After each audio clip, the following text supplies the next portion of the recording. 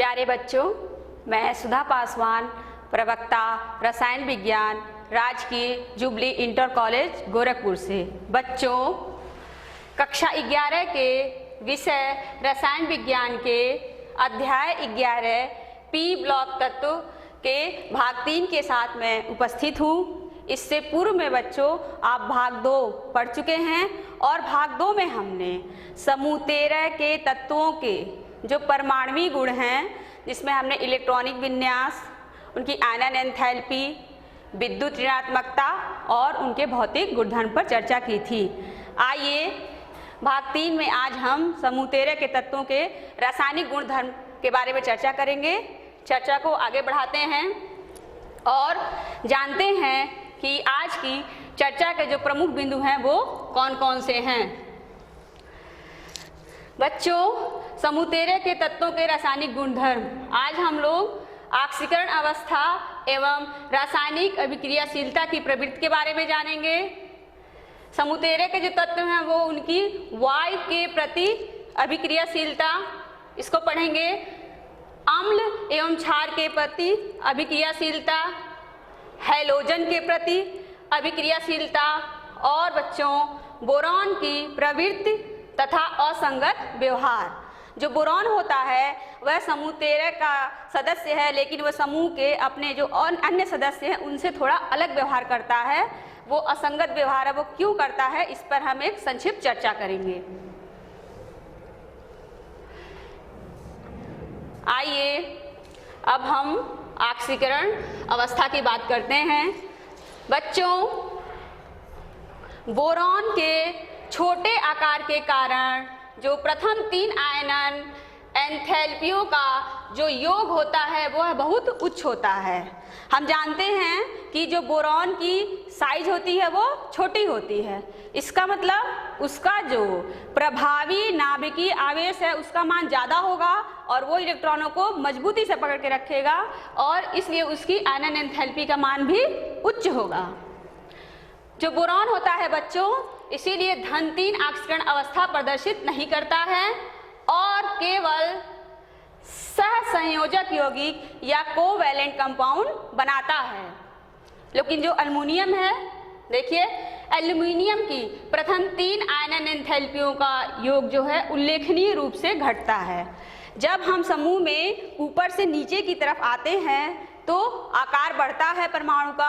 आकार बढ़ने से प्रभावी नाभिकीय आवेश का मान क्या होगा, इलेक्ट्रॉनों पर थोड़ा सा कम होगा, तो आयनन एंथैल्पी का मान भी थोड़ा कम हो जाता है। जो Al3+ आयन है वो एल्युमिनियम के द्वारा बनता है और इस तरह से एल्युमिनियम Al3+ आयन बनने की सामर्थ्य रखता है और एल्युमिनियम एक उच्च धन विद्युतीय तत्व है। और यह बच्चों देखिए Al+ आयन, Al2+ आयन और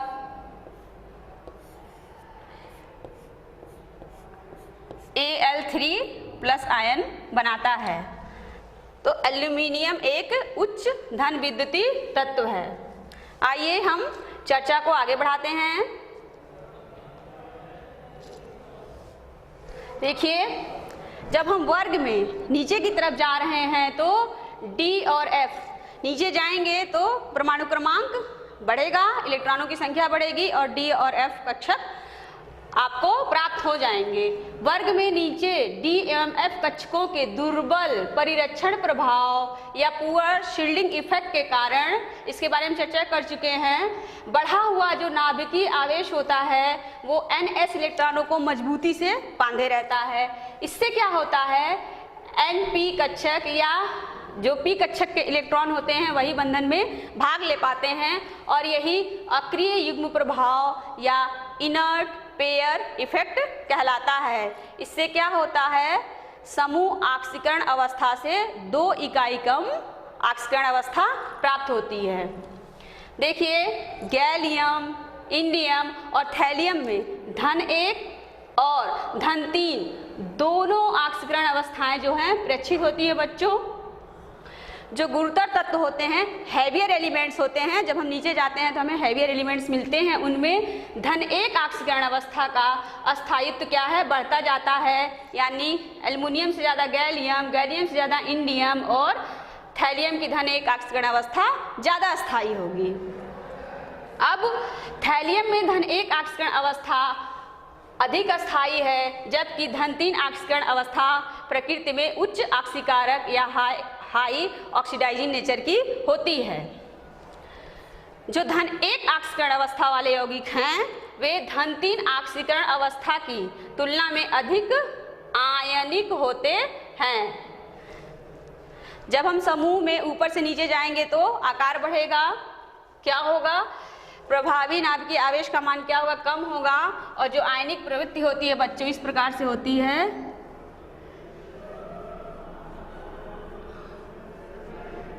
आयनिक जो होते हैं वो डायरेक्टली प्रोपोर्शनल टू होता है साइज के, SIZE, साइज। तो साइज बड़ा होगा तो वो आयनिक प्रकृति का होगा ज़्यादा, और ये M+1 आयन का जो है साइज बड़ा हो जाएगा M3+ आयन से, तो वो आयनिक हो जाएंगे। और त्रिसंयोजी अवस्था में अणुओं में जो केंद्रीय परमाणु होते हैं उनके चारों ओर इलेक्ट्रॉनों की संख्या कुल 6 होती है। इस पर हम अभी आगे उदाहरण द्वारा इसको समझते हैं बच्चों। ये देखिए, हमने उदाहरण में BF3 लिया है और इसमें बोरॉन। अब बोरॉन जो है फ्लोरीन के साथ 3 एकल बंध बनाया है, और हम जानते हैं जब सिंगल बॉन्ड बनता है, एक सिंगल बॉन्ड बना तो इसमें इसका मतलब 2 इलेक्ट्रॉन भाग लिए, तो यहाँ पर टोटल 3 हैं सिंगल बॉन्ड, यानी कि टोटल 6 ही इलेक्ट्रॉन बॉन्डिंग में भाग लिए हैं। और ऑक्टेट पूरा करने के लिए 8 इलेक्ट्रॉन चाहिए, तो ये एक इलेक्ट्रॉन न्यून अणु है BF3। तो इस प्रकार के इलेक्ट्रॉन न्यून अणु जो है अस्थायी इलेक्ट्रॉनिक विन्यास प्राप्त करने के लिए एक इलेक्ट्रॉन युग्म ग्रहण करके लुईस अम्ल के समान व्यवहार करते हैं। आइए इसको उदाहरण से समझें।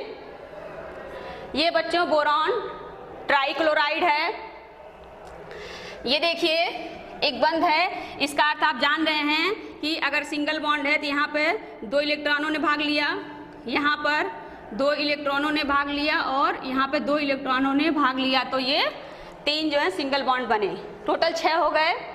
ये अमोनिया है, अमोनिया के पास लोन पेयर इलेक्ट्रॉन है, ये बोरॉन ट्राइक्लोराइड से रिएक्ट किया और उप सहसंयोजक यौगिक BCl3.NH3 का निर्माण करता है, और जो है ऑक्टेट जो है बोरॉन का वो कंप्लीट हो जाता है। जो बोरॉन ट्राइक्लोराइड है वो ट्राइपोलर प्लेनर होगा, और अमोनिया जो है पिरामिडल स्ट्रक्चर होगा, और BCl3.NH3 टेट्राहेड्रल होगा। आगे बढ़ते हैं। एल्युमिनियम क्लोराइड AlCl3 चतुष्फलकी द्विलक बनाकर अस्थायी हो जाता है। ये देखिए AlCl3 एल्युमिनियम क्लोराइड है बच्चों, और ये दूसरा है। यहाँ पे जो एल्युमिनियम है वो किनारे की तरफ 2 क्लोरीन से बॉन्ड बनाए हुए हैं, यहाँ भी 2 क्लोरीन से बॉन्ड बनाए हैं, और ये जो क्लोरीन है ये अपने दोनों तरफ एल्युमिनियम से, और ये जो क्लोरीन है ये दोनों तरफ एल्युमिनियम से बंध द्वारा जुड़ा हुआ है। और एल्युमिनियम और क्लोरीन के मध्य जो बॉन्ड है उसकी लंबाई 206 पिकोमीटर है, और यहाँ पे जो एल्युमिनियम और क्लोरीन के मध्य लंबाई है 221 पिकोमीटर है। इसके अलावा एल्युमिनियम, क्लोरीन और एल्युमिनियम के बीच 101 डिग्री का कोण है, और यहाँ पे क्लोरीन, एल्युमिनियम और क्लोरीन के बीच 79 डिग्री का कोण है, और यहाँ पर क्लोरीन, एल्युमिनियम और क्लोरीन में 118 डिग्री का कोण है। एक जो AlCl3 होता है या एल्युमिनियम क्लोराइड होता है उसमें से, और जो दूसरा एल्युमिनियम क्लोराइड होगा, दोनों अगर मिले तो इस प्रकार से 2Cl6 का निर्माण करते हैं। अब बात करते हैं हम आगे। त्रिसंयोजी अवस्था में अधिकांश यौगिक सहसंयोजक कोवैलेंट नेचर के होते हैं और वे जल अपघटित हो जाते हैं। जो धात्विक क्लोराइड होते हैं उनके जल अपघटन पर चतुष्फलकीय स्पीशीज MOH4- बनता है और यहाँ पर बच्चों M की जो संकरण अवस्था होती है वो sp3 होती है। अगर हम एल्यूमिनियम क्लोराइड की बात करें तो जो एल्यूमिनियम क्लोराइड है वो अम्लीय जल अपघटन करने पर अष्टफलकीय आयन ऑक्टाहेड्रल आयन बनाएगा AlH2O6 बनाता है और इस संकुल आयन में एल्यूमिनियम के 3D कक्षक भाग लेते हैं, क्योंकि हम जानते हैं कि एल्यूमिनियम के पास 3D कक्षक मौजूद होते हैं। और एल्यूमिनियम की जो संकरण की अवस्था होती है वो sp3 होती है इस अष्टफलकीय आयन में। अब चर्चा को हम आगे बढ़ाते हैं और समूह 13 के जो तत्व हैं उनकी वायु के प्रति अभिक्रियाशीलता को देखते हैं। देखिए, क्रिस्टलीय स्वरूप में बोरॉन अक्रियाशील है, वहीं पर अक्रिस्टलीय बोरान और जो एल्युमिनियम है वो वायु के संपर्क में गर्म किए जाने पर क्रमशः B2O3 और Al2O3 बनाते हैं। ये बोरॉन का ऑक्साइड है और ये एल्यूमिनियम का ऑक्साइड है। ये देखिए रिएक्शन है बच्चों, और ये आपका वायु है, उसके साथ क्रिया करके E2O3 ऑक्साइड बना। E जो है समूह 13 के एलिमेंट हैं, E रिप्रेजेंट कर रहा है एलिमेंट, ELEMENT एलिमेंट। तो आइए जाने जो समूह 13 में कौन कौन से एलिमेंट हैं। हम जानते हैं बोरॉन, एल्यूमिनियम बच्चों, फिर गैलियम, उसके बाद बच्चों इंडियम और थैलियम। ये समूह 13 के हो गए तत्व। उच्च ताप पर ये जो हैं डाई नाइट्रोजन के साथ क्रिया कराने पर नाइट्राइड भी बनाते हैं। ये देखिए, ये डाई नाइट्रोजन के साथ क्रिया करके नाइट्राइड बना रहे हैं। अब आगे बात करें तो बोरॉन ट्राइऑक्साइड अम्लीय प्रकृति का होता है। जो B2O3 है क्षारकीय ऑक्साइड से क्रिया करके धात्विक बोरेट बनाता है। बच्चों एल्यूमिनियम और गैलियम के जो ऑक्साइड होते हैं वो उभय धर्मी प्रकृति के होते हैं और इंडियम और थैलियम के जो ऑक्साइड हैं वे क्षारकीय प्रकृति के होते हैं। कहने का क्या अर्थ है, इसको देख लें। हम इन सब के ऑक्साइड लिख लें तो बोरॉन का हो जाएगा ऑक्साइड B2O3, एल्यूमिनियम का Al2O3, गैलियम का ऑक्साइड Ga2O3, इंडियम का In2O3 और थैलियम का ऑक्साइड इस प्रकार हो गया। बोरॉन के जो ऑक्साइड हैं उनकी प्रकृति कैसी है, अम्लीय। बोरॉन के ऑक्साइड अम्लीय प्रकृति के होते हैं और एल्यूमिनियम और गैलियम के जो ऑक्साइड हैं वो बच्चों के होते हैं उभय धर्मी। इनका एम्फोटेरिक नेचर होता है और इंडियम और थैलियम के जो ऑक्साइड हैं वे क्षारकीय प्रकृति के होते हैं।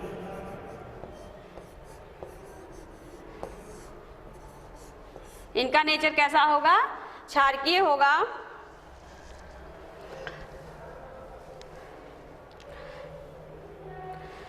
अब आइए जाने कि अम्ल और क्षार के प्रति क्या अभिक्रियाशीलता है इनकी। तो जो बोरॉन होता है बच्चों वो अम्ल एवं क्षार के साथ कोई क्रिया नहीं करता है, कोई भी क्रिया नहीं करता है। लेकिन एल्यूमीनियम खनिज अम्लों में तथा जलीय क्षारों में घुल जाता है और जो एल्यूमीनियम के उभयधर्मी गुण को प्रदर्शित करता है। उभयधर्मी मतलब एम्फोटेरिक, अम्ल और क्षार दोनों से उसके रिएक्शंस होते हैं।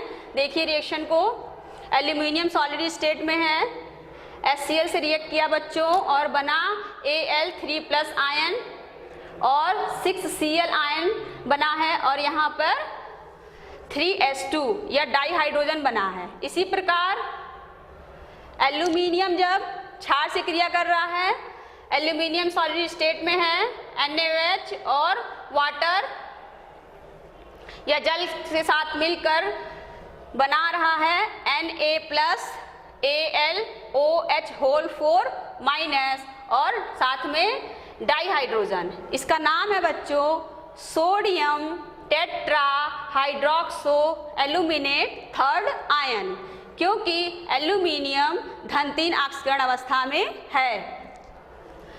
अब हम आगे बढ़ते हैं और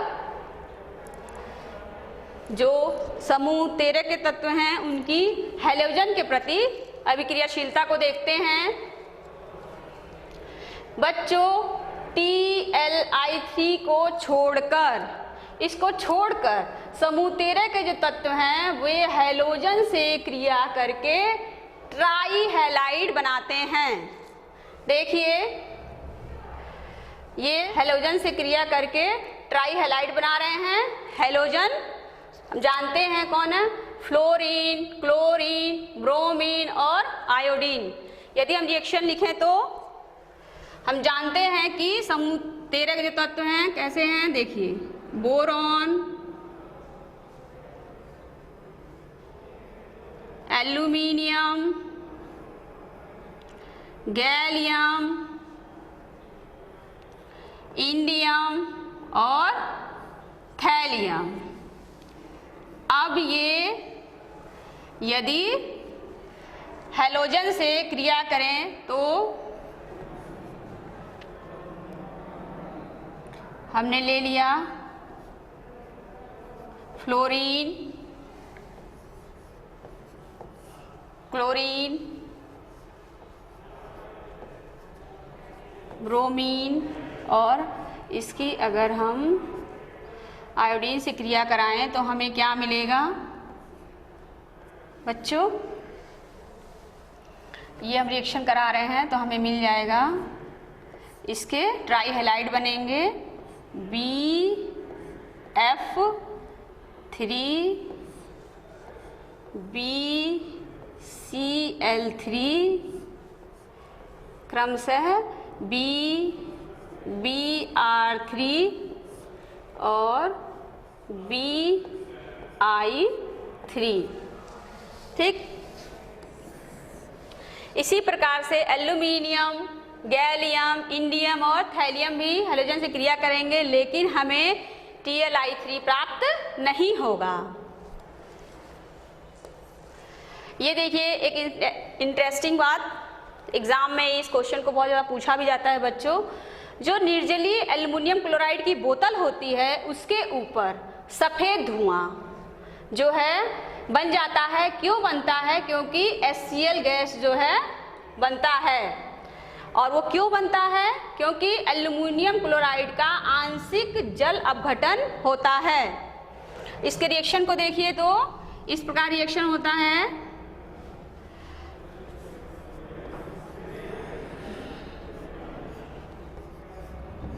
ये वाटर जल आंशिक जल अपघटन हुआ और इस प्रकार से जब अभिक्रिया पूर्ण होती है तो HCl गैस बन जाती है। और यही जो HCl गैस होती है बच्चों, वो सफ़ेद धुएं के रूप में निर्जलीय AlCl3 की जो बोतल होती है उसके आसपास दिखती है। ये तो हो गई समूह 13 के तत्व जो है उनकी हैलोजन के प्रति अभिक्रियाशीलता, और जो है AlCl3 जो है वो जल अपघटन के बाद HCl गैस का निर्माण करता है, उसकी बात हो गई। अब हम बच्चों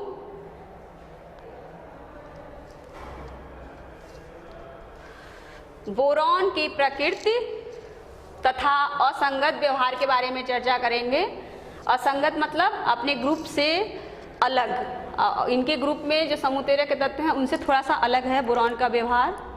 समूह 13 के सभी तत्वों के ट्राइक्लोराइड, ब्रोमाइड, आयोडाइड सहसंयोजक या कोवैलेंट नेचर होने के कारण जल अपघटित हो जाते हैं। बोरॉन के अतिरिक्त अन्य सभी तत्वों की चतुष्फलकीय जो स्पीसीज है वो MOH होल 4- तथा अष्टफलकीय MH2O होल 6 3+ स्पीसीज जलीय विलयन में उपस्थित रहते हैं। जो तत्वों के एकलक हैं वे ट्राईहैलाइड और इलेक्ट्रॉन न्यून होने के कारण प्रबल लुईस अम्ल के समान व्यवहार करते हैं। यह अभी हमने स्टार्टिंग में ही पढ़ा है।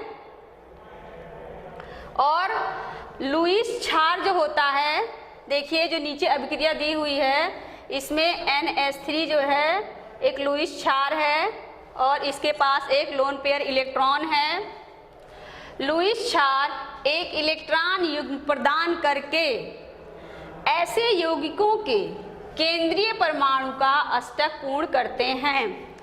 BF3 देखिए बच्चों, यहाँ BF3 है तो जो बोरॉन है वो फ्लोरीन के साथ एकल बंध द्वारा जुड़ा हुआ है। 3 एकल बंध हैं, एक एकल बंध में 2 इलेक्ट्रॉन होते हैं तो टोटल यहाँ पे 6 इलेक्ट्रॉन हैं। केंद्रीय परमाणु के पास 2 इलेक्ट्रॉनों की कमी है, वो अमोनिया से ले लेगा और यहाँ पे जो बोरॉन है उसका अष्टक पूरा हो जाएगा और इस प्रकार ये अभिक्रिया पूर्ण हो जाएगी। जो बोरॉन है उसमें D कक्षक अनुपस्थित होते हैं, नहीं होते हैं, जिससे क्या होगा, जो बोरॉन की अधिकतम संयोजकता है वो 4 ही हो सकती है। इसको इसके इलेक्ट्रॉनिक विन्यास से भी हम समझ सकते हैं बोरॉन के। देखिए यदि हम बोरॉन का इलेक्ट्रॉनिक विन्यास देखें तो क्या होगा, 1s2 2s2 2p1 स्मॉल होते हैं s और p। तो इस प्रकार जब हम देखते हैं कि जो बोरॉन है उसका जो इलेक्ट्रॉनिक कन्फिगरेशन होता है उसमें D कक्षक है ही नहीं और उसकी अनुपस्थिति के कारण ही बोरॉन की जो अधिकतम संयोजकता होती है वो 4 हो सकती है। ये हो गया बोरॉन का असंगत व्यवहार। अब बच्चों हमने समूह 13 के तत्वों के कई गुणधर्मों को पढ़ा है अच्छे से, उसके भौतिक रासायनिक गुण सब कुछ। यहाँ पर बोरॉन और एल्युमिनियम के कुछ उपयोग आप जान लीजिए।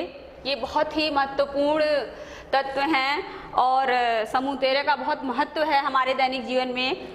तो उसकी क्या क्या उपयोग हैं जान लें बोरॉन और एल्युमिनियम के। बहुत ही संक्षिप्त शब्दों में बात समाप्त करूंगी। बोरॉन तंतुओं का उपयोग बच्चों बुलेट प्रूफ जैकेट बनाने में तथा वायुयानों के हल्के सघन पदार्थों के निर्माण में होता है। इसके अलावा बोरॉन 10 समस्थानिक में न्यूट्रॉन अवशोषण की अत्यधिक क्षमता होती है।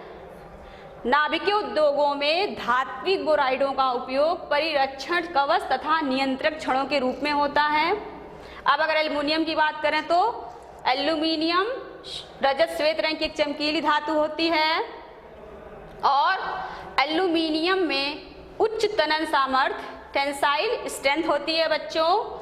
और ये देखिए विशेषता एल्युमिनियम की कि इसकी वैद्युत और ऊष्मीय चालकता उच्च होती है। अगर हम कॉपर से तुलना करें तो एल्युमिनियम की चालकता कॉपर से दुगुनी होती है और इस प्रकार दैनिक जीवन और उद्योगों में एल्युमिनियम का बच्चों अधिक उपयोग होता है। इस प्रकार हमने आज भाग 3 में समूह 13 के तत्वों के रासायनिक गुण धर्मों के बारे में हमने चर्चा की बच्चों। आइए बच्चों यह आपका गृह कार्य है। इन प्रश्नों को ध्यान से देखिए और इनको हल करने की कोशिश कीजिएगा। नहीं समझ में आता है तो वीडियो को पुनः एक बार देखिएगा। ये प्रश्न महत्वपूर्ण हैं और विभिन्न बोर्ड की परीक्षाओं में पूछे जाते हैं। देखिए प्रश्न 1, बोरॉन समूह के तत्वों की समूह ऑक्सीकरण अवस्था क्या होती है? इस समूह में नीचे जाने पर अक्रिय युग्म प्रभाव का ऑक्सीकरण अवस्था पर क्या प्रभाव पड़ता है, इसे लिखिएगा। बोरॉन के ट्राईहैलाइड लुईस अम्ल के समान क्यों व्यवहार करते हैं? प्रश्न 3 है, बोरॉन समूह के तत्वों के ऑक्साइडों की जो प्रकृति होती है, अम्लीय, क्षारीय, उभयधर्मी, उसकी व्याख्या कीजिए। और अंत में बोरॉन BF63- आयन नहीं बना सकता है, इसकी व्याख्या कीजिए। बच्चों, अब हम लोग समूह 13 के जो तत्व हैं उन पर बात कर चुके हैं। इसके अगले भाग 4 में हम लोग समूह 14 के तत्व, जिसे कार्बन परिवार भी कहते हैं, उसके साथ उपस्थित होंगे। धन्यवाद।